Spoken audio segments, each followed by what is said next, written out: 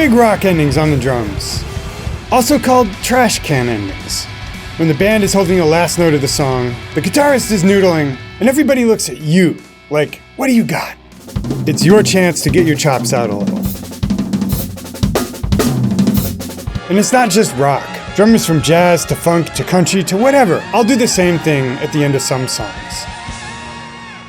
But it can also be intimidating. All of a sudden, the training wheels are off. You're not playing in time, you don't have to be quiet. And when you can do literally anything, sometimes it's hard to think of ideas. Well, today, I've got you. My name is Nate, and this is the 80/20 Drummer Channel, where we take traditional drum wisdom and put it through a slightly nerdy filter, and test stuff out to find out what's actually true. And today, we're gonna cover so-called trash can endings. I'll show you some of the basics, but we're also gonna get into some advanced things, for those of you guys who already have some chops and don't just wanna play boogie-da, but wanna lose yourself in the moment and kind of throw your hands down the drums and know that you can come up with something that sounds pretty good. And finally, we'll talk about some of the psychology behind it, because the fear is all in your mind, man. Today on 80/20, the ultimate guide to trash can endings on drums, with a slight emphasis on the more advanced stuff. Stay tuned.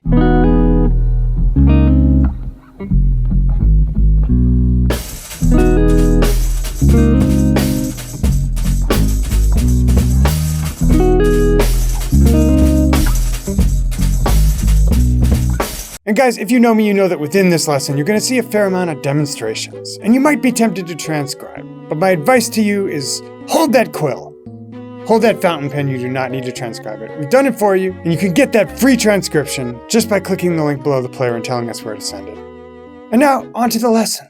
Let's first take a look at some examples of trash can endings on drums, both classic and modern, to give you an idea what we're talking about. Maybe one of the most classic is John Bonham's on Zeppelin's Rock and Roll.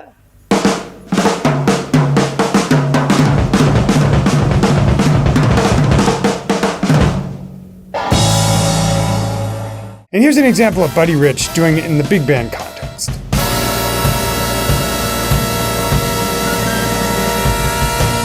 If we flash forward 25 or so years, here's a more modern example of Weckel playing.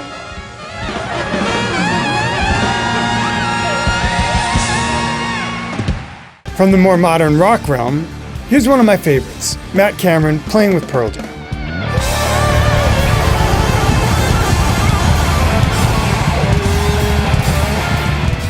You get it, right? Now, let's summarize the basic stuff you can do, which will absolutely work. The first thing that multiple other YouTubers have mentioned is simple cymbal swells. You can just roll on a single cymbal while playing the kick repeatedly, slower or faster. You can roll on multiple cymbals. And finally, if you're feeling showy, you can cross over. And then when the song is finally over, you can signal it with a big rim shot flam, kick drum, and final crash. Let me demonstrate the whole thing.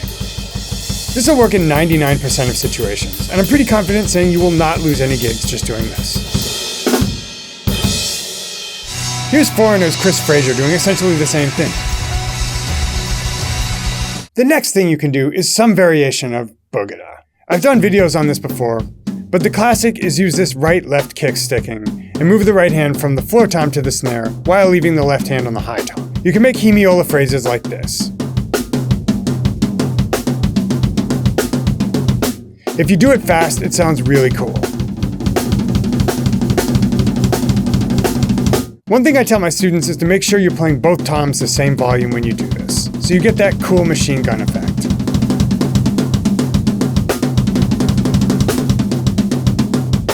And those are the basics. You can absolutely get the gig and keep the gig with those. And before we get into the more advanced stuff, I want to preface that for all the good and bad reasons people get fired from gigs, it's probably never because they're not playing some of these more advanced licks at the end of a song. So I would not waste time on fancy trash can endings if you're still learning to groove or play basic song sections. Those things are way more important for gigging drummers. These more advanced licks exist mostly because of creativity and fun. It's kind of like mastering a new dish when you're learning to cook, or something close to my heart, really nailing a parallel park. It's also probably not going to impress too many other people, and you know that going in.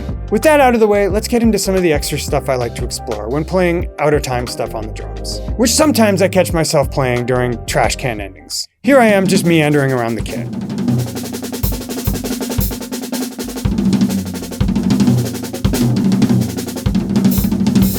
I've worked on a lot of stuff to be able to just kind of flow, legato, and let my hands go. This type of flowy stuff has very little to do with functional drumming, but it's like throwing an extra spice you really like into a recipe. I just like the way it feels and sounds.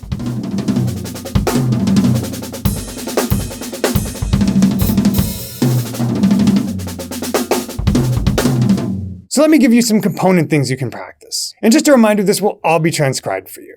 If you want to get it for free, just click the link below the player and tell us where to send it. Here's the root lick. I play a 5-note group on the floor tom, leading with my right hand, then a paradiddle on the snare drum, starting with the left, to receive the hands. Then I end with a kick drum. I'll start by playing it slowly.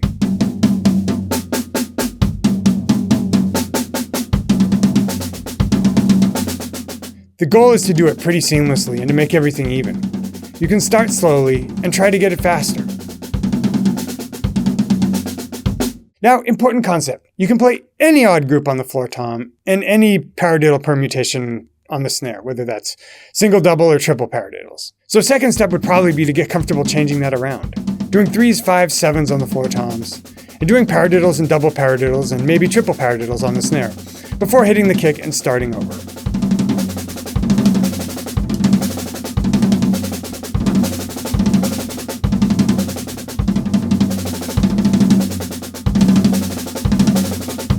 When done right, and after some practice, it should feel like you can just hover over each side of the kit. You're kind of making sustained sounds, like colors on a canvas.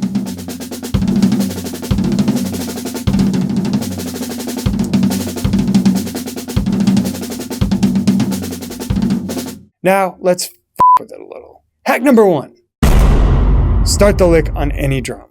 Now, what if we started this on the rack tom?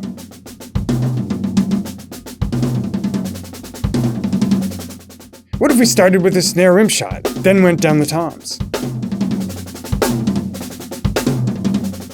The insight to absorb here is that with any right-hand lead singles pattern we can start on the floor tom, we can start on any drum north of the floor tom in a conventional top-down kit. And here I've set up a 4-piece to keep it simple, but this applies no matter how many toms you have. This is a fun way to start getting into sweeps like Vinnie Colaiuta would do.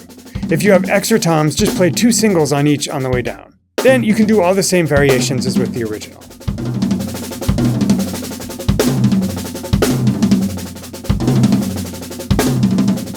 Now, hack number 2. Play the first left on the rack tom instead of the snare. This gives the effect that you're going back up the toms.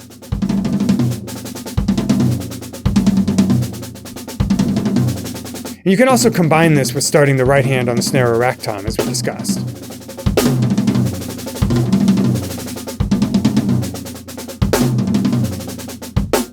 And just as before, you can vary the phrase length by playing any odd group on the right side. That's to say the cluster of notes initiated with the right hand after the kick. And any paradiddle on the left side, which is to say the first cluster beginning with the left after you've cleared the floor tom. At this point, you've already got a lot you can noodle with, but let's keep going. I love to nerd out about this shit. Hack 3.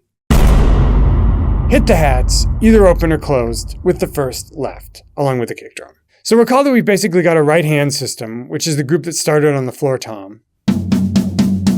Then a left hand system, which is the group that originally started on the snare drum with the left.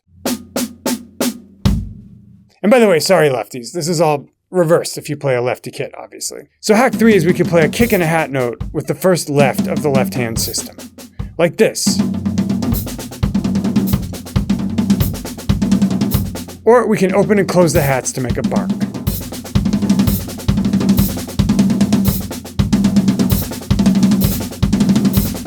Let's look at what this looks like when we play some of the variations we've already learned with these barks.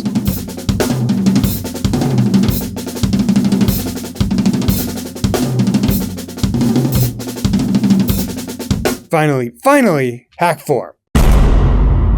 Playing a kick and a crasher ride after the left hand system. So recall that after our right hand system, we're receiving the hands on the snare with some type of paradiddle.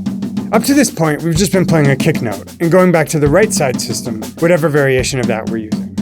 But you can interrupt that. Here's how. See how once I've received the hands to the left side, I can just hit a ride cymbal with the kick and go immediately back to the left system? I can also hit a rim shot on the snare after hitting the ride. Whew. Have I broken your brain yet? And we're just getting started. There are tons of other variations and other vocab you can do and experiment with. Not to mention tempo and dynamics. But this system, combined with some of the other stuff, is my best effort to put into a lesson some of the things I do when playing trash can endings, or just out-of-time solos on the drums.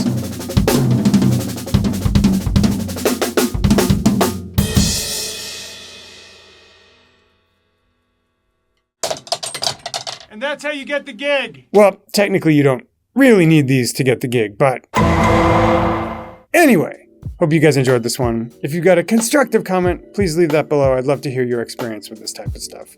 Otherwise, if you'd like the free transcription, you know where to find it. Just click the link below the player and enter your email address in on the next page. Dudes, it's been real. Always enjoyed these. See you again real soon in another Lesson of the Week.